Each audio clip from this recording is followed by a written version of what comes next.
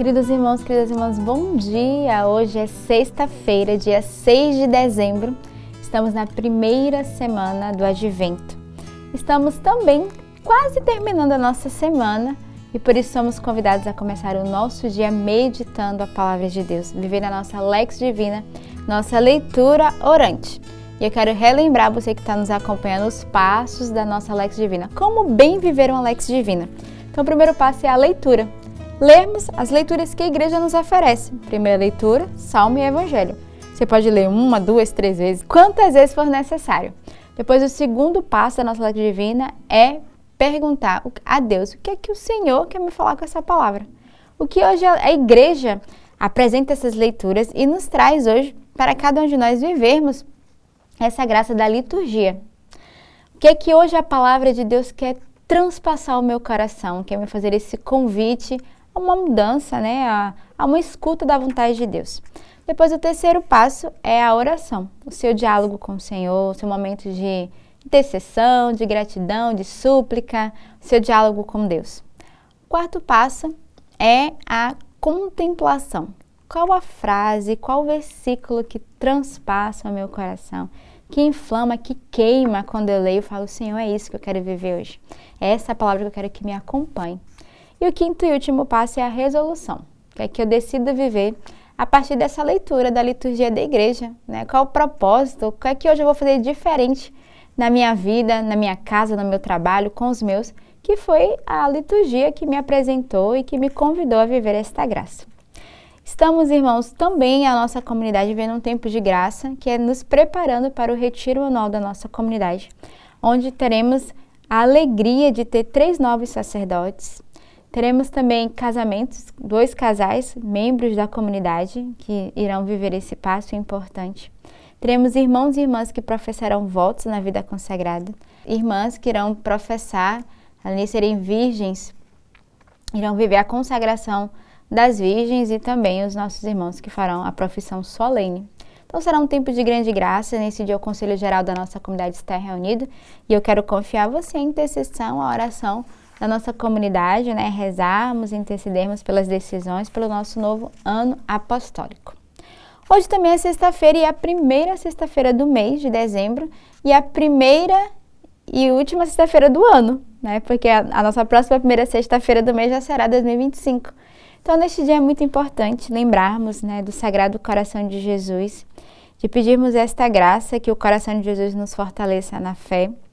Pedimos ao Senhor de colocarmos tudo no coração de Deus, os nossos desejos, nossos projetos, confiá-lo ao Sagrado Coração de Jesus, para que Ele guarde e que possamos fazer tudo segundo o coração de Deus, segundo a sua vontade.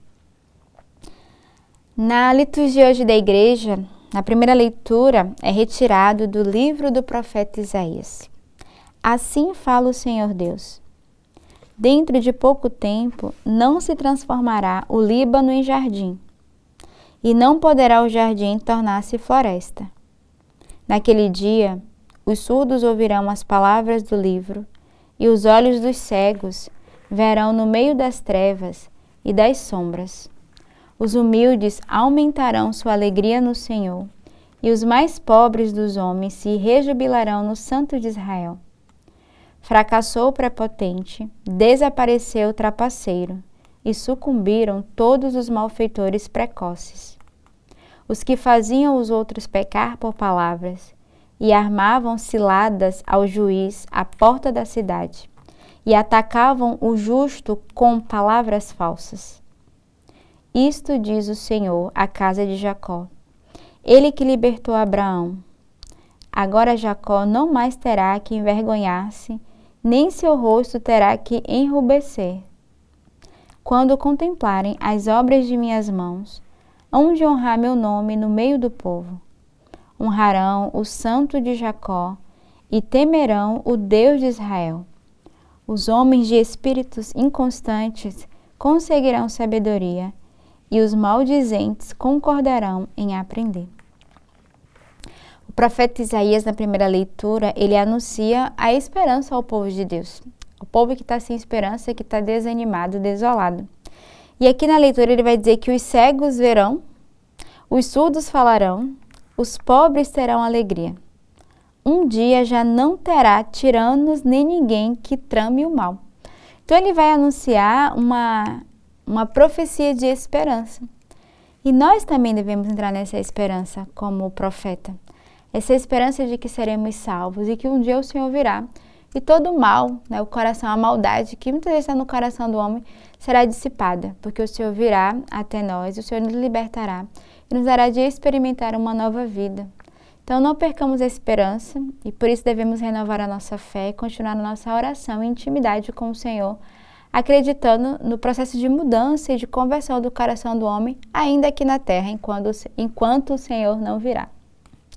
O salmo de hoje é o Salmo 26.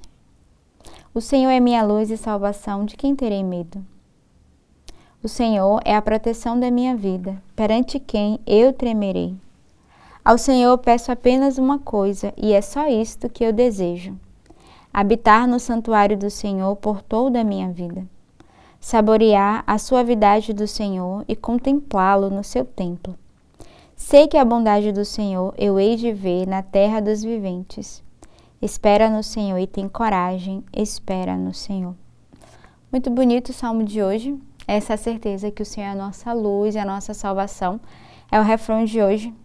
E ele não é só a nossa luz e salvação, o salmista continua, além de ser a nossa luz e salvação, ele é a proteção da nossa vida. Por isso nós não devemos tremer, devemos temer o Senhor, mas não termos medo, não devemos tremer, porque o Senhor de fato, ele nos protege, o Senhor cuida dos seus filhos, o Senhor cuida dos seus eleitos, dos seus amados. E nós somos esse povo, amado, eleito, cuidado pelo Senhor. E aí o salmista vai dizer, ao Senhor peço apenas uma coisinha. Olha o que ele pede, é só isso que eu desejo, habitar no santuário do Senhor por toda a minha vida. Ah, se a nossa alma fosse assim, quisesse habitar no santuário do Senhor todos os dias, na sua presença, habitar na sua casa, deixar que o Senhor, na sua Eucaristia, entrasse no nosso coração diariamente. É isso que o salmista quer, habitar no santuário do Senhor e contemplá-lo no seu templo. Sei que a bondade do Senhor eu hei de ver na terra dos viventes. Espera no Senhor e tem coragem, espera no Senhor. Talvez eu acho que essa é a frase que você vai guardar ao longo deste dia. Espera no Senhor e tem coragem, espera no Senhor. O salmista nos convida a uma esperança.